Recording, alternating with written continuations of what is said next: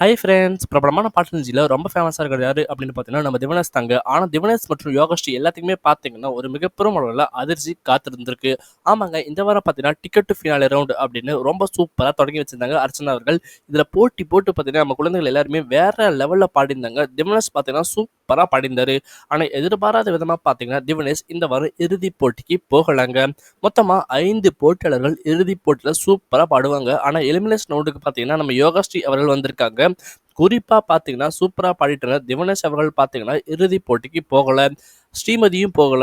அப்படி யாரா இறுதிப் போட்டிக்கு போயிருக்காங்க அப்படின்னு பார்த்தீங்கன்னா, வெளிநாட்டிலேருந்து வந்து பாடிட்டு இருக்க ஹேமமித்ரா அவர்கள் இறுதிப் போட்டிக்கு போயிருக்காங்க. முதலாவது ஆளாம். அடுத்த வாரமாவது எப்படியாவது திவனேஷ் அவர்கள் கஷ்டப்பட்டு சூப்பரா பாடி இறுதிப் போட்டிக்கு போகணும் அப்படின்னு ரொம்பவே ஆவலோட எல்லாரும் எதிர்பார்த்து காத்துட்டு இருக்காங்க. நீங்க மறக்காம கமெண்ட் பண்ணுங்க. திவினேஷ் இறுதிப் போட்டிக்கு போவாரா? 10,00,000 மதிப்புள்ள பரிசை வெல்வாரா? அப்படின்னு சொல்லிட்டு கமெண்ட்ஸ்ல ரொம்பவே அவரோட எதிர்பார்த்து காத்துட்டு இருக்கோம். அதே மாதிரி யோகாஸ்ரீ அவர்கள் பார்த்தீங்கன்னா எலிமினேஷனுக்கு போயிருக்காங்க. வெளியேற்றப்படுவாங்களோ அப்படின்னு எல்லாரும் பயத்தோட காத்துட்டு இருக்காங்க. நீங்க சொல்லுங்க, யாருக்கு ஓட் பண்ணுவீங்க? யோகாஸ்ரீக்கு ஓட் பண்ணுவீங்களா? திவினேஷ்க்கு ஓட் பண்ணுவீங்களா? ஹேமமித்ரா இறுதிப் போட்டிக்கு போனதை பத்தியும் மறக்காம கமெண்ட் பண்ணுங்க. சர்ச்சையா போயிட்டு இருக்கு. திவினேஷ் பிடிச்சவங்க மறக்காம திவினேஷ் அப்படின்னு கமெண்ட் பண்ணுங்க. உங்க கமெண்ட்ஸ் ரொம்பவே அவரோட எதிர்பார்த்து காத்துட்டு இருக்கோம். மேலும் பார்த்தீங்கன்னா, சரிமா பார்த்த வழி பண்ண லைக் பண்ணுங்க, சப்ஸ்கிரைப் பண்ணுங்க, ஃபாலோ பண்ணுங்க, ஷேர் பண்ணுங்க. நன்றி, வணக்கம்.